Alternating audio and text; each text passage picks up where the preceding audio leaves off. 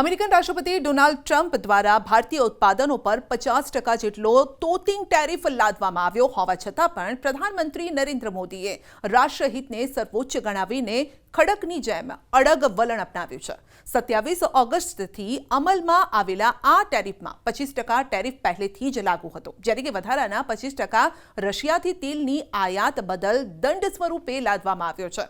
ભારતે આને અન્યાયી, અયોગ્ય અને બિનવ્યાજબી ગણાવીને તેની ટીકા કરી છે। નિષ્ણાતો અનુસાર 2024-25માં ભારતનું અમેરિકા તરફનું નિકાસ $86.5 અબજ હતું, જે જીડીપીના માત્ર 2% છે, પરંતુ કાપડ, રત્ન, આભૂષણ, ચામડું અને સી ફૂડ જેવા શ્રમ આધારિત ક્ષેત્રો પર તેની ઊંડી અસર પડશે।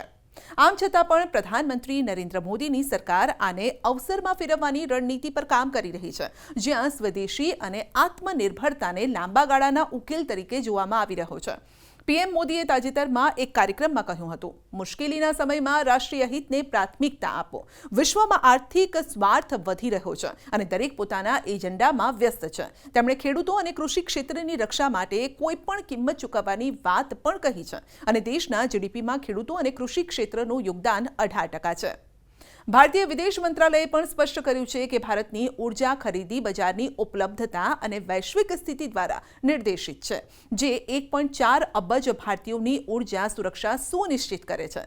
2024-25માં ભારતનું રશિયાથી તેલ આયાત 8.8 કરોડ મેટ્રિક ટન હતું, જે કુલ આયાતના 36% છે। ટેરિફના કારણે ભારતનો અમેરિકી નિકાસ 40થી 55% ઘટી શકે છે અને જેનાથી જીડીપી વૃદ્ધિ 6%થી નીચે આવી શકે છે, પરંતુ સરકારનું માનવું છે કે મજબૂત મેક્રો ફંડામેન્ટલ્સ અને 7-8%ના વિકાસ દર સાથે ભારત ત્રીજી સૌથી મોટી અર્થવ્યવસ્થા બનવાના માર્ગે આગળ વધશે। જર્મન અખબાર ફ્રેન્કફર્ટર ઓલ્ગેમાઇન ઝાઇટુંગ એટલે કે FAZના અહેવાલમાં દાવો કરવામાં આવ્યો છે કે ટ્રમ્પે તાજેતરના અઠવાડિયામાં પ્રધાનમંત્રી નરેન્દ્ર મોદીને 4 વખત ફોન પણ કર્યો, પરંતુ પ્રધાનમંત્રીએ કોલ ઉપાડ્યો નહીં। અહેવાલ અનુસાર આ મોદીની નારાજગી અને સાવધાની દર્શાવે છે। ટ્રમ્પે ભારતને મૃત અર્થવ્યવસ્થા ગણાવતા કહ્યું હતું કે જે પ્રધાનમંત્રી મોદીને અપમાનજનક પણ લાગ્યું છે। FAZે જણાવ્યું છે કે ટ્રમ્પની સામાન્ય રણનીતિ, ફરિયાદ, ધમકી અને દબાણ આ વખતે મોદી સામે નિષ્ફળ રહી છે। અમેરિકી પ્રતિનિધિ મંડળની દિલ્હી મુલાકાત પણ રદ થઈ છે। અહેવાલમાં નિષ્ણાત માર્ક ફ્રેઝિયરે જણાવ્યું છે કે અમેરિકાનું ઇન્ડો પેસિફિક ગઠબંધન નબળું પડી રહ્યું છે અને જેમાં ભારત મહત્વની ભૂમિકા ભજવતું હતું। ભારત હવે ચીન સાથે સંબંધો સુધારી રહ્યું છે। પીએમ મોદી ચીનના તિયાનજિનમાં યોજાનારા SCO શિખર સંમેલનમાં ભાગ લેવા જઈ રહ્યા છે અને આ તેમની 7 વર્ષ બાદની ચીન મુલાકાત છે, જ્યાં તેઓ ચીની રાષ્ટ્રપતિ શી જિનપિંગ, રશિયન રાષ્ટ્રપતિ વ્લાદિમીર પુતિન અને અન્ય નેતાઓને મળશે। આ ત્રિપક્ષીય ધરી અમેરિકાને માત આપવાની ક્ષમતા પણ ધરાવે છે। RSSના પ્રમુખ મોહન ભાગવતે પણ મોદીના સ્વદેશી અને આત્મનિર્ભર ભારતના વિચારને સમર્થન આપ્યું છે। બુધવારે RSSના શતાબ્દી સમારોહ દરમિયાન ભાગવતે કહ્યું કે આત્મનિર્ભરતા એ તમામ સમસ્યાઓનો ઉકેલ છે। આંતરરાષ્ટ્રીય વેપાર દબાણથી નહીં, પરંતુ સ્વેચ્છાએ થવો જોઈએ અને તેમણે લોકોને સ્વદેશી ઉત્પાદનો ખરીદવા અને દબાણમાં ન ઝૂકવાનું આહ્વાન કર્યું છે। ભાગવતનું આ નિવેદન ટ્રમ્પના ટેરિફની જાહેરાત બાદ આવ્યું છે, જે મોદી અને RSSના એક મત હોવાનો સંકેત આપે છે। RSS હંમેશા સ્વદેશીને પ્રોત્સાહન આપે છે અને હવે આ રણનીતિ અમેરિકી દબાણ સામે હથિયાર બની શકે છે। ભારત અમેરિકા સાથે સંવાદના દ્વાર ખુલ્લા રાખી રહ્યું છે, પરંતુ સંબંધોને વૈવિધ્યકરણ કરવા પર ભાર આપી રહ્યું છે।